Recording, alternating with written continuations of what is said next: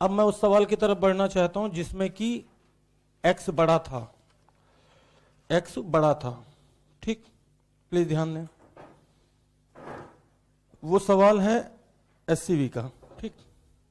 चले आगे, ध्यान देना भाई। x बड़ा था, कहां था बड़ा? तो ऐसा करो, इसी में बना लेते हैं, इसको नोट कर लो पहले। हाँ, कंटेनर बनाना इसी में, मैं ऐसे अभी लूंगा, ऐसे बना दूंगा कंटेनर, ये लो, क्यों दोबारा मेहनत करूंगा।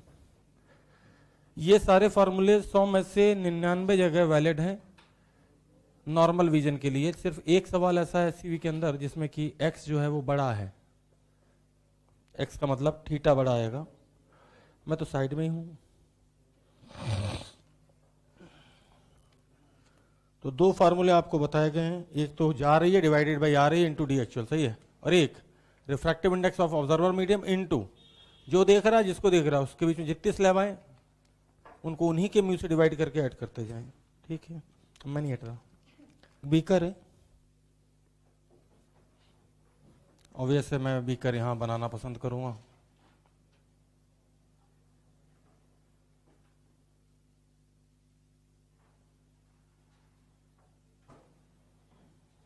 ठीक, मेरा डायग्राम बनके तैयार हो चुका है। बाहर एयर है, अंदर पानी है, और म्यू है 4/3। ये 4 सेंटीमीटर दे रखा है और ये 3 दे रखा है। इस बार आप एक्स को नेगलेक्ट नहीं कर सकते, अप्रेंट के रेस्पेक्ट में आप देख सकते हो। तो कह रहे हैं कि डी अप्रेंट बता दो।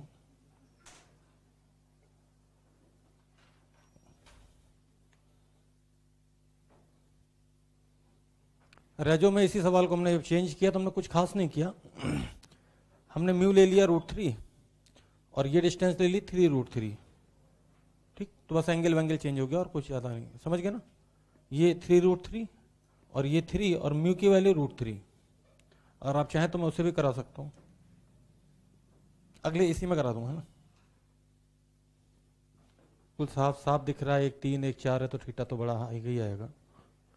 एक राज की बात और बताता हूं, अगर कभी एक एंगल 37 है तो 100 में से 100% केस में दूसरा एंगल 53 ही आएगा, क्योंकि और कोई एंगल हो ही नहीं सकता जिसमें रूट ना हो भाई, 37 या 53, ठीक। तो कभी भी स्नेल लॉ लगाओ ही मत, अगर एक 37 दिख जाए तो छूटते ही दूसरा 53। कारण इधर 3/5 3/4 जैसी वैल्यू चलेंगी, तो उधर भी 3/5 3/4 जैसी वैल्यू होनी चाहिए। वो और केवल 37 में होती है या फिर 53 में ही होती है, ठीक। अब ध्यान दें, वैसे रेसिपी में बता चुका हूं, थोड़ी सी टिग्नोमेट्री, तो टिग्नोमेट्री तो यहां लगाने का सवाल ही नहीं उठता, प्लीज ध्यान दें। परपेंडिकुलर अपॉन बेस, 3/4 दिखते ही 37 की फीलिंग मुझे बड़ी तेजी से आ रही है। आपको भी आ रही है? मैं पहले ही बोल चुका हूं, ये 37 है तो ये 100%, चलो लेकिन चलो लगा के भी देख लेते हैं, कुछ लोगों को बीमारी होती है। मुझे पता 4/3 क्यों दिया है, क्योंकि म्यू की वैल्यू है 4/3 साइन 37 कितना होता भाई, 3/5 बराबर एयर में, तो ये आई इसलिए कि ये 4/5 आ जाए और θ1 53। याद करो, थोड़ी सी टिग्नोमेट्री, थोड़ा सा स्नेल लॉ और फिर थोड़ी सी टिग्नोमेट्री। अब मुझे पता है कि यार ये एंगल पता है मुझे 53, ये भी पता है 53 होगा। अब परपेंडिकुलर पता है, बेस चाहिए, तो मैं फिर से tan का ही फार्मूला लगाऊंगा। tan 53 बराबर क्या होता है भाई, 4/3 होता है बेटा, 5 नहीं होता है। बराबर परपेंडिकुलर 3 और बेस में डी अप्रेंट, तो साफ दिख रहा है डी अप्रेंट बराबर 9/4। उम्मीद करते हैं कहीं से कठिन नहीं लगा होगा, परसों से ही चला आ रहा, थोड़ी सी टिग्नोमेट्री, थोड़ा सा स्नेल लॉ, फिर थोड़ी सी टिग्नोमेट्री। ध्यान दें, सवाल लिखें भाई फटाक से। एक कंटेनर है, कोई बातें ना करें, ठीक। इसमें ये मिरर मत सोच रहा है ना, जो ऐसे ऐसे मिरर भी बनता है ना, और इसमें पानी भरा है, प्लीज ध्यान दें, सामने देखते रहे भाई, जल्दी जल्दी, जगह है मेरे पास। इसमें एक सिक्का पड़ा है यहाँ पे, कॉइन, तो अब ये ऐसे सवाल तो बहुत आसान होते हैं कि ऑब्जर्वर सीधे सीधे, ये काड़ी आँख के एक ऑब्जर्वर है, ये एयर में और म्यू इसका पानी का है। प्लीज ध्यान दें, सवाल लिखें, find the apparent distance of coin as seen by observer. Find the apparent distance of coin as seen by observer. तो भाई कोई है ओनर बच्चे जो फटाक से आंसर दे दे बिना पेन उठाए। 30 पता चला कैसे? भाई जो देख रहा है उसका रिफ्रैक्टिव इंडेक्स से ऊपर 1, पता चला। कोई घटिया इंसान पूछे शिफ्ट कितने की है तो फार्मूला मत लगाना, 40 रियल है, अपरेंट 30 है, तो शिफ्ट है 10 की। क्या सवाल लिख लिया था आपने? Find the apparent distance of coin as seen by observer. Find the apparent distance of coin as seen by observer. कोई दिक्कत? हिंदी में बोलूं? प्रेक्षक द्वारा सिक्के की आभासी गहराई ज्ञात करें। ऑब्जर्वर को प्रेक्षक बोलते थे। तो भाई अगला सवाल देखें। Next question please. ध्यान दें यार, एक चीज बताओ, रेजो की शीट का सवाल है ये, आईटी का ITI लगता है मेरे को। ध्यान देना भाई, कह रहे कि यार एक, ध्यान दें, कन्वर्जिंग बीम डाली ऐसे, तो आधे लोगों को तो ये नहीं समझ में आता कि ये डी अपरेंट का सवाल है। एक कन्वर्जिंग बीम डाली ऐसे, कोई दिक्कत? फिर से नीचे पानी है, प्लीज ध्यान दें। अगर ये बीम मीडियम चेंज नहीं होता तो यहां मिलती, अगर मीडियम चेंज नहीं होता तो ये बीम यहां मिलती, मतलब कि आपको याद होगा कि ऑब्जेक्ट ये हो गया, सही है। और रिफ्रैक्शन या रिफ्रैक्शन के बाद जहां लाइट रे मिले उसको क्या बोलते थे भैया? रिफ्लेक्शन या रिफ्रैक्शन के बाद लाइट जहां मिले या मिलती हुई प्रतीत हो उसको क्या बोलते थे भैया? इमेज। तो कह रहे हैं कि ऑब्जेक्ट की डिस्टेंस दे रखी है, कुछ दी है इन्होंने 15, तो इमेज की पूछ रहे हैं। तो मैं तो कहता हूं यार एक फार्मूला बड़ा सिंपल सा है, मैंने बताया, जा रही है डिवाइडेड बाई आ रही है इंटू डी एक्चुअल। तो जा किस में रही है? जल्दी बोलो यार, जल्दी बोलो, जा किस में रही है? पानी में। 4/3/1 और एक्चुअल कितनी है? 15, तो अपरेंट कितनी आएगी? 20। और इस सवाल में आप देख सकते हो कि D apparent definitely D actual से ज़्यादा है। तो शिफ्ट किसी ने पूछा कितने की? 5 की। कोई दिक्कत? कोई दिक्कत तो नहीं? आगे बढ़ जाऊं? लाइट चलती है हमेशा ऑब्जेक्ट से ऑब्जर्वर की तरफ, अगर आप मुझे देख रहे हैं तो मेरे से आपकी तरफ, ठीक। तो अब अगर मैं देखूं तो इस हिसाब से लाइट चलती है ऑब्जेक्ट से ऑब्जर्वर की तरफ, तो जिस मीडियम में जा रही है वो दिख गया। कोई दिक्कत? चलिए भाई अब फटाफट 5-7 सवाल, ठीक है, नॉन स्टॉप। मिटा दूं, सब मिटा दूं?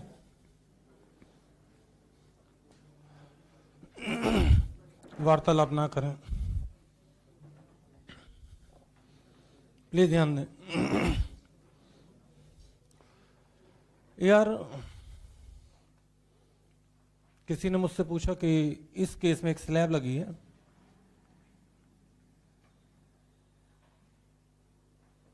तो रेजो की शीट का है, लेकिन मेडिकल में पेपर में मिल जाएगा तुम्हें बड़े आराम से, ठीक। स्लैब का रिफ्रैक्टिव इंडेक्स दे दिया 3/2, थिकनेस दे दी 3,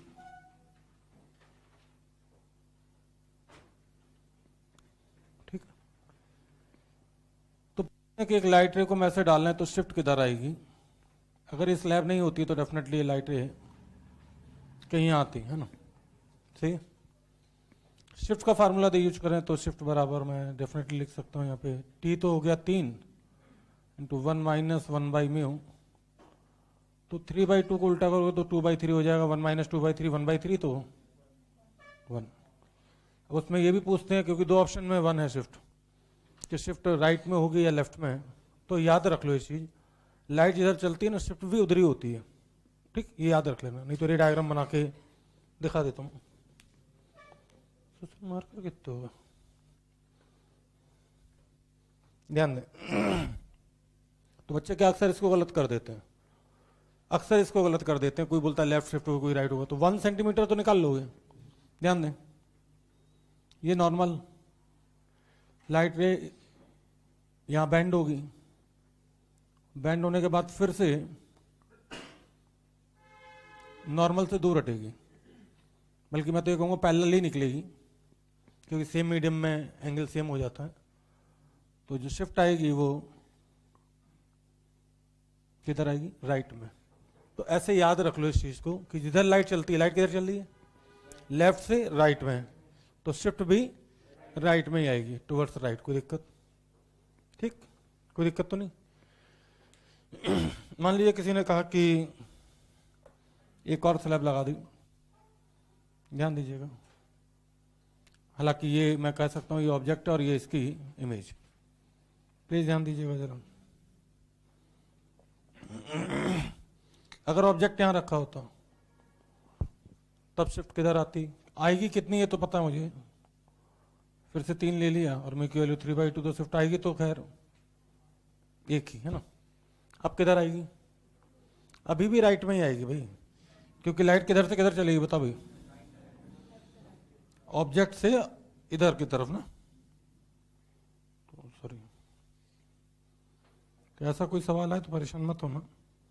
अब अगर तुम नॉर्मल ड्रॉ करोगे, गलत कर दोगे फालतू में, क्या मतलब है, नॉर्मल की तरफ बैंड होगी लाइट, और फिर एक बार फिर से बैंड होगी। तो आप देख सकते हो जब मैं इसको पीछे बढ़ाऊंगा ये दोनों पैरेलल ही होंगी, फिर से शिफ्ट, तो जिधर लाइट चलती है शिफ्ट उसी डायरेक्शन में आती है। ठीक, कोई दिक्कत, कोई दिक्कत तो नहीं, ठीक। एक और सवाल,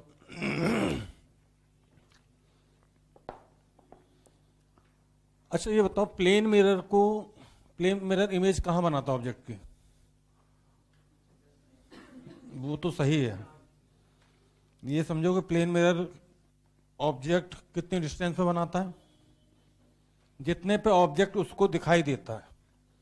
अब अपेरेंटली दिखाई दे या एक्चुअल दिखाई दे, पढ़ा लिखा तो है नहीं प्लेन मिरर, ना फिजिक्स पढ़ के आया वो, तो सीधे बोलता है कि जितने पे मुझे ऑब्जेक्ट दिखाई देगा उतने पे मैं इमेज बनाऊंगा, चाहे अपेरेंटली दिखाई दे या एक्चुअल दिखाई दे, कोई दिक्कत तो नहीं, सही है। तो ध्यान दे भाई,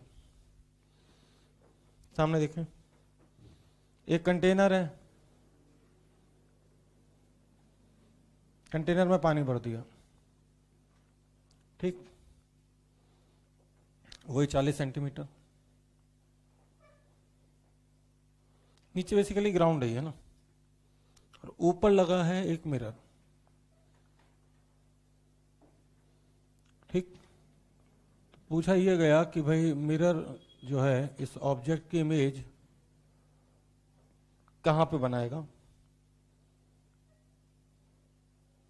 तो तुम तो बड़े मोटे तौर पे एक चीज समझ लो कि मिरर पढ़ा लिखा नहीं है, ना उसको पता है कि रियल क्या होता है, अपरेंट क्या होगा। मिरर को ऑब्जेक्ट जितनी डिस्टेंस पे दिखाई देगा उतनी डिस्टेंस पे इमेज बना देगा। तो ऐसे सोचो कि मिरर की जगह अगर तुम होते, तुम, तो तुम्हें ये ऑब्जेक्ट कितने पे दिखाई देता, 60 पे।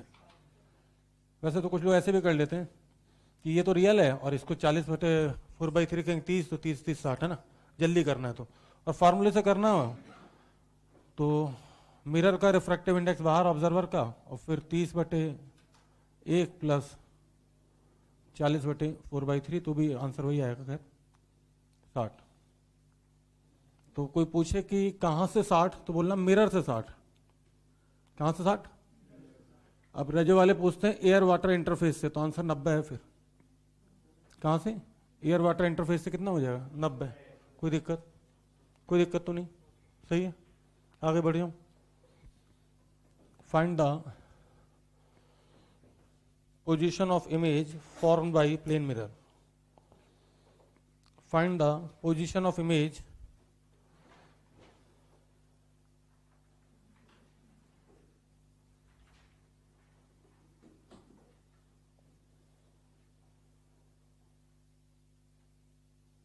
of object O formed by plane mirror. सही, कोशिश करें साथ साथ में लिख पाए।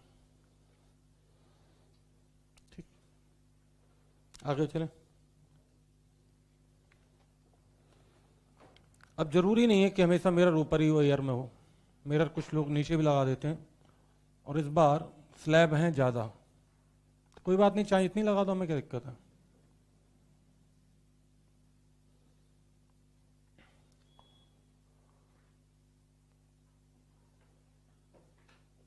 तुम तो बस इतना सोचो कि मिरर की जगह अगर तुम होते, तुम्हें इमेज और तुम्हें ऑब्जेक्ट कहाँ दिखाई देता, तुम्हें उतने पे इमेज बनाते। इस बार ऑब्जेक्ट ऊपर है 2 सेंटीमीटर, ये 7 सेंटीमीटर, लेकिन इसका म्यू 7/4, ये 4 सेंटीमीटर, तो म्यू 4/3 था, कैलकुलेशन कम करनी पड़ी। ये 3 सेंटीमीटर, तो म्यू 3/2, और इस बार प्लेन मिरर है नीचे, प्लेन मिरर नीचे है। तो याद रहे कि इस बार जो प्लेन मिरर है उसका रिफ्रैक्टिव इंडेक्स एयर नहीं है, ऑब्जर्वर का रिफ्रैक्टिव इंडेक्स चेंज हो चुका है, क्योंकि प्लेन मिरर की जगह अगर आप होते और आपसे यही सवाल करता मैं, तो मेरे हिसाब से आप निकालते डी अपरेंट बराबर refractive index of observer medium बाहर 3/2, ये हो जाएगा भैया 3/3/2 प्लस 4/4/3 प्लस 7/7/4 प्लस 2/1। कितना आंसर आएगा? ये 3/2 समझे क्यों? क्योंकि अब की बार मिरर एयर में नहीं है। आंसर है 33/2। 33/2 का मतलब 16.5, 16 दूनी 32 होता तो ठीक। बड़ा सिंपल तो फंडा। तुम तो मिरर की जगह ये सोचा करो कि यार हम होते तो हमें कहाँ दिखाई देता, हम उतने पे इमेज बनाएंगे कदा, कोई दिक्कत। आगे बढ़े। एक सवाल बड़ा अजीबोगरीब है, बड़ा अजीबोगरीब, मतलब लोग कंफ्यूज ही होते रहते हैं इसमें। कह रहे हैं कि इस ग्लास के बर्तन को कितना भर दें ताकि आधा खाली और आधा भरा हुआ दिखाई दे। इसमें 40 सेंटीमीटर टोटल लेंथ है। बहुत कंफ्यूजन होता है इसमें लोगों को। तो कितना भर दें, क्योंकि जितना पार्ट भरोगे भैया उतना उसमें अपरेंट चलेगी। ठीक, पानी से कितना भर दें ताकि आधा खाली और आधा भरा दिखाई दे। Find x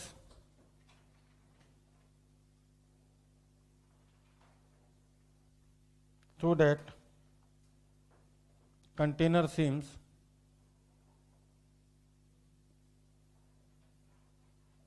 equally filled and equally empty.